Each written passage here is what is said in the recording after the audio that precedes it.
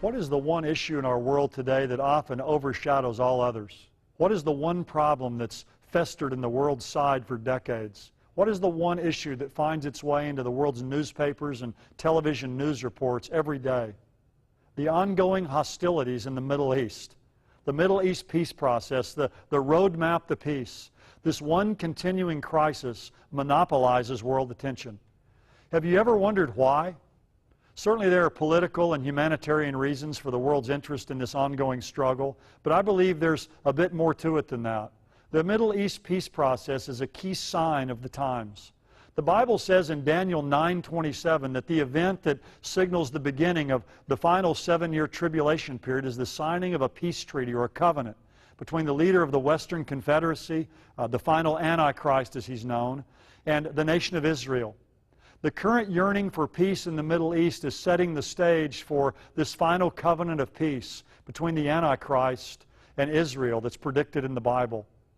The peace process has been plowing uphill now for about 50 years. Since the official foundation of Israel as a nation on May 14, 1948, there's been one long peace process between Israel and her Arab neighbors.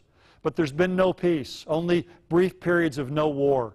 The United States, the Soviet Union, the United Nations, and various European nations have all given the Middle East peace process their best shot and failed.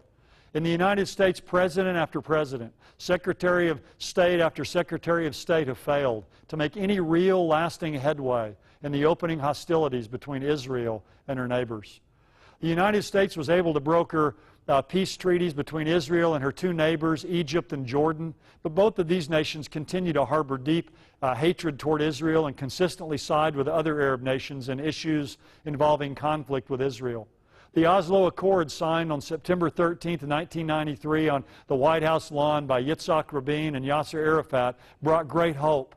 But the second intifada, or uprising, that began on September 26, 2000 between Israel and the Palestinians, and the 2006 war with Hezbollah in Lebanon and Hamas in Gaza, dashed all hopes the Oslo Accords had raised. We often wonder, will there ever be peace in the Middle East? A peace treaty for Israel that will be brokered by the coming world ruler, the Antichrist, is one of the most important events of the end times. This peace will be a false, counterfeit, temporary peace, but it will look like the realization of the world's dream for the Middle East peace when it's forged.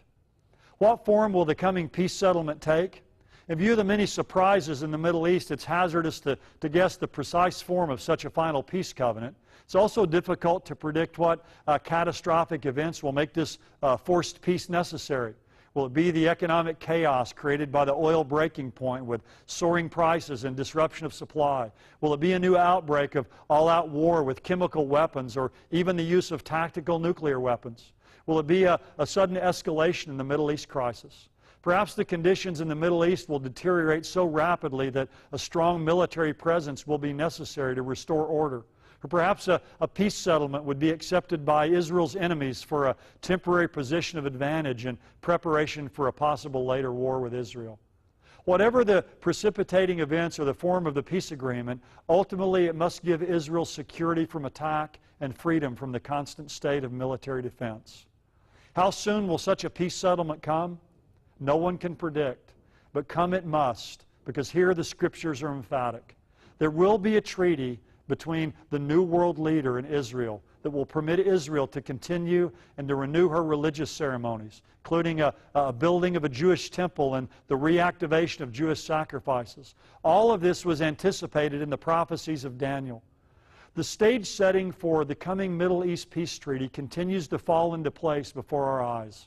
The coming of Christ may not be far away.